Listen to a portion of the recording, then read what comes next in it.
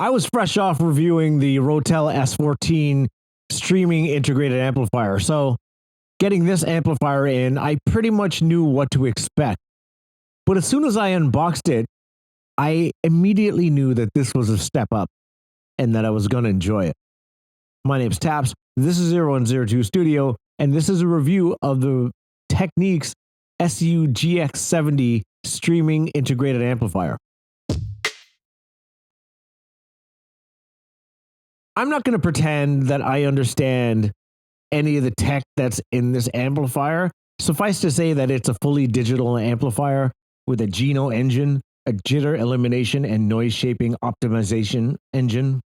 It's got a twin power supply circuit system, an ideal impulse response through LAPC, pure amplification mode, and high quality audio through low impact HDMI video output. And if you want to know more about that, there's more information on Technics' website, which I'll link to in the description below. They do a better job of explaining it versus me stumbling over my words and pretending that I know what I'm saying when I'm reading off a spec sheet. But honestly, you don't have to understand any of that technical jargon to enjoy this amplifier. You can just unbox it, set it up, and start listening. That's kind of what I did. There is one feature, though, that I understand and that I really appreciate in this amplifier, and it's space tune. Essentially, it's room correction for your amplifier, and there's a few different settings on it. There are free, wall, corner, and on shelf. And additionally, you can set this function per speaker, which is great for those who have speakers in less than optimal spaces. That's pretty dope. This amp is rated 40 watts into 8 ohms and 80 into 4. The frequency response, 20 to 20 for phono, 20 to 40 for line, and 20 to 80 for digital. You get 2 analog inputs, 1 moving magnet phono input, 2 optical, 2 coaxial, 1 USB-A, 1 USB-B, pre-outs, HDMI ARC, a 1/4-inch headphone output, and Ethernet. I should note that the Technics team have enabled the HDMI ARC in this amp to somehow mitigate the video signal, preventing any unwanted noise. You also get Wi-Fi, Chromecast, AirPlay 2, Tidal, Deezer, Qobuz, Spotify, Amazon, Bluetooth, an FM tuner, MQA decoder as well. And lest I forget, tone control. That's a lot of stuff packed in there. And it makes sense that this amp costs about $2,000. This thing looks amazing. The design aesthetics are on point. It's available in silver or black. My sample arrived in black.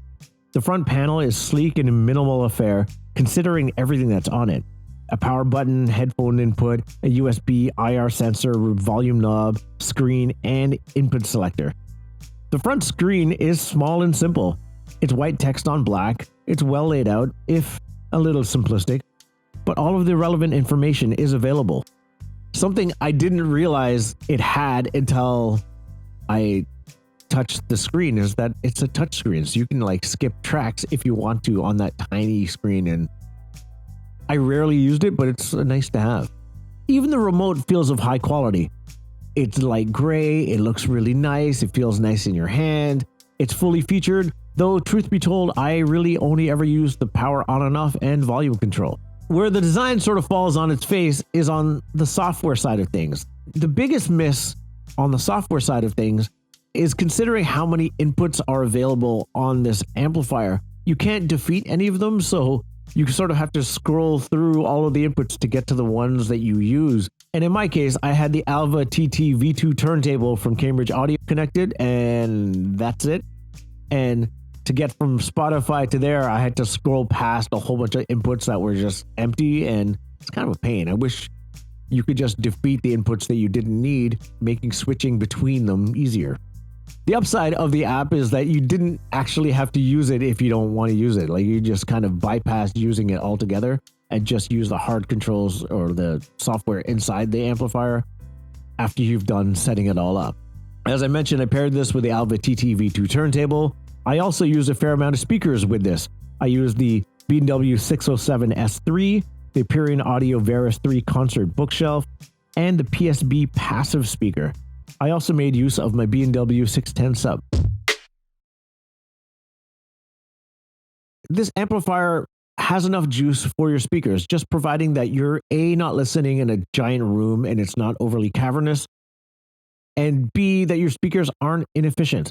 If they're a smaller or medium-sized bookshelf speaker, this amplifier should be able to power those no problem. Even a modest-sized floor standard, you should be fine. Second thing is, I didn't notice a difference between having pure amplification turned on or off. Thirdly, turning up the bass a little bit really helped with that low-end grunt. Fourth, the phono stage is great.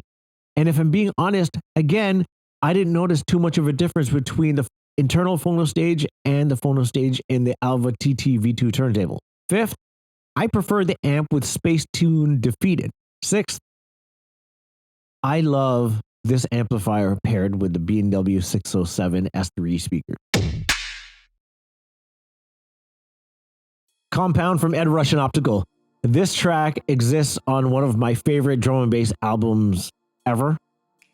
I own multiple copies of this album. I have only opened or used one copy, the copy that I first got when this album came out, just because I beat the crap out of this album. Like, every track on it's awesome, but Compound is the one standout for me. It's just so great. Dark funk is how I can best describe this tune. My in-use copy is pretty grimy because I've used the S out of it, to be honest, but it's also available on Spotify. And so I was able to bounce between my vinyl copy and the Spotify copy. What I love really is the drums in this track sound like drums, and they're not overly sharp or clinical like modern D&B tracks. It's a vibe. The Technics allows this track to just shine, has all the oomph, has all the grit and the grime, and paired with the B&W 607s and the 610 sub in play, it's a match made in heaven. Purification from Shades. Try not to make a scrunched up bass face when you have this song playing on whatever system you're running it on. It's amazing. And yes, I had the Empyrean Varus 3 concert bookshelves plugged in for this track. I mean, it's a big bookshelf speaker and it's perfect for a track like this. And yes, I had the B&W 610 sub connected, dialed in, and to be honest, yes, I had the bass cheated a bit just to I'm a bass fiend. So yeah, this song it's kind of like controlled chaos in a song, if that makes any sense. And on, say, like my NAD 326, which is like a 50 watt per channel integrated amplifier, it can sound a little bit congested. And on the Technics, everything has a bit of separation to it, and you can hear more of what's going on. And it just sounds clearer, more precise, more there. And when the bass line slams, boy, does it ever slam. You would think that these speakers would require a bit more of a robust amplifier to get the best out of them, but in a medium-sized room paired with the Technics, it's kind of perfect. This sounded so good that I decided to pair it with the Empyrean Theatrus T85 home theater cinema speaker. It's a 4-ohm speaker with a 94 dB sensitivity, and the Technics sneaks in at the minimum power requirement for the speaker, and it works pretty well for the most part. I mean, it visually looks like a really great match. The Technics does 80 watts at 4 ohms, and that works for those speakers, but more power is required to get the best out of those speakers. So I just pre-outed it to the E7 7-channel power amplifier that Empyrean sent over, and that was a match made in heaven. It had all the streaming and all the functionality that I wanted, but it now had all the power that was able to power these speakers properly. The next track that I tried was, forgive me for butchering this one, Beau Mont Plage or Piage from Isolate. It's the Heaven and Earth re-edit.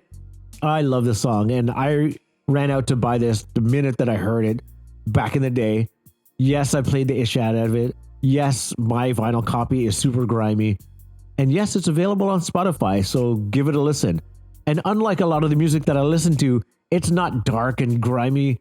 It's actually quite beautiful. And there isn't, believe it or not, a ton of bass in the song. It's just more musicality, and it sounds just exceptional through the Technics paired with the B&W 607 S3s and the B&W 610 just to kind of fill in that lower end. And it actually helps with the atmosphericness, if that's a word, of this song altogether. I switched into the Veris 3s and the B&W 607s, and as you can expect, the sound scales accordingly. Like, yes, it sounds beautiful and sweet and all of those things through the B&Ws, but you plug in the Veris 3s, it's just a bigger speaker overall, and there's, what is it, no replacement for displacement, and it rings true with this, where you have the Veris plugged in, and you immediately feel like you're part of the club experience, like you're just there with the music, with your eyes closed anyway. I found the mids and highs to be more present in the B&W, not forward, but with the speakers towed in slightly towards my listening position, there was more definition and texture. Conversely, the Veris 3 was leagues bigger in scale, and there was a feeling of spaciousness and a more enveloping sound. The PSP Passive was a really nice pairing with this amplifier. I mean, aesthetically, they're an old school looking speaker with a modern day flair, and with the speaker grills pulled off, they just match really well visually. Sonically, they also pair really well with this amplifier because it doesn't take a lot of juice to power those speakers, because while they look like a three-way speaker, they're really a two-way speaker with a passive bass radiator instead of like a bass reflex port. Therefore, the Technics is able to drive those speakers no problem. And those speakers excel with the mid-range. And if you are sitting dead center in the sort of the sweet spot with the speakers towed in towards you, you're treated to a nice, big, lush, enveloping soundstage. Sound-wise, this amplifier is a winner. Specification-wise, it's over the top. Software-wise, it's a bit of a work in progress. But fortunately, you can ignore the software and just enjoy this amplifier. Pair this with a suitable speaker, for me a bookshelf. You can either choose to go with a smaller, more refined speaker or a bigger, more spacious sounding speaker. Either one will work really well. And when you consider that this is the entry floor for Technics amplifiers, I can only imagine how good their upper tier amplifiers sound. Maybe one day we'll get one of those in. If you like this video, please consider liking and subscribing. I'd really appreciate it.